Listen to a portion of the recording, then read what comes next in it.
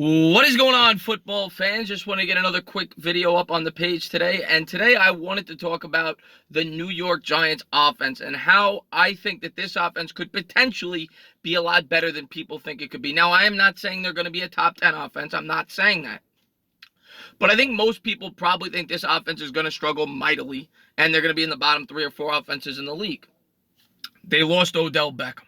They have not replaced Eli Manning, and most people think he needs to be replaced. Daniel Jones was drafted, but Eli Manning will start the season. They replaced Odell Beckham with an inferior receiver in a Golden Tate, even though I do think Golden Tate does fit this offense nicely. So in terms of position talent, the position players, you can certainly argue that this offense is worse. Golden Tate does not replace Odell Beckham, which was the only major change. Of course, we've brought in other wide receivers via the draft. The Slaytons, who stood out mightily at the OTAs. Players like that. Evan Ingram will take a more increased role. Sterling Shepard will take a bigger role. Saquon Barkley will be heavily featured in the passing game. But I'm going to explain to you why I think this offense could be better this year than it's been in years. And people might laugh at me, but this is my honest opinion. Go back and look at the New York Giants stats. The New York Giants have ranked 23rd or worse, and usually much worse, usually like 28th or worst, since the 2013 season in rushing offense. Now, some of that might have to do with the fact that Eli Manning can't extend the field, but in 2011, Eli Manning was the best he's ever been, and I don't think he just fell off a cliff in the 2013 season. I don't think it just happens like that overnight when you're 32, 33 years old at the quarterback position. I think a lot of that had to do, and most of it had to do with the offensive line. Now, I'm not excusing Eli Manning at this point in his career. It's exactly why we drafted Daniel Jones, and it is exactly why I don't think this will be an elite offense this year. But I think it could be a lot better than people think it could be. We have the best running back in football in Saquon Barkley. Last year, I believe we ranked 24th in rushing, but the last 8 games of the season, when that offensive line got their act together, the rushing attack was much better, and it made Eli Manning much more efficient because of it. Now the Giants just went out there and they brought in one of the best guards in football in Kevin Zeitler. You're going to have more experience on the left side. You also got rid of Eric Flowers and you replaced him with Mike Remmers. I think the identity of this Giants offense could be a ground and pound attack, which is what it should have been for years. That is when New York Giants football is at its best. Look at the best team since I've been watching the Giants. That was the 2008 Giants, the year, of course, where Plaxico Burress shot himself in the foot. That team didn't air it out. That team pounded the ball down your throat. They ran for over 250 yards against the Baltimore Ravens, who were one of the, if not the best, one of the best defenses in football that year. That running attack was ridiculous. We had 2 1,000-yard rushers, along with Ahmad Bradshaw.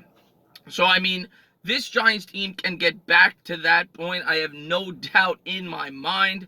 I'm not saying it's going to happen this year, but I think this year may be a step in that direction. A team that changes its identity from being this team that wants to throw the ball, 50, 60% of the time to a team that balances it out. It may not be pretty, it may not be sexy, but look at the Jacksonville Jaguars 2 years ago. They didn't have all these supreme athletes, but they had a very successful team because they were able to pound the ball down your throat. I believe they rushed for over 2,000 yards total offense, and that in turn also makes the defense much better. And I think if the Giants can do that, if they can rely on Saquon Barkley and the backups with an improved offensive line that should create bigger holes, I think this Giants offense can be a lot better than people think. I'm coming into the year optimistic. I'm not saying we're going to win 10 games. I'm not going to do that. I'm not going to make predictions. I'm going to take this year on a game-in, game-out basis. Week 1, reversing the Dallas Cowboys.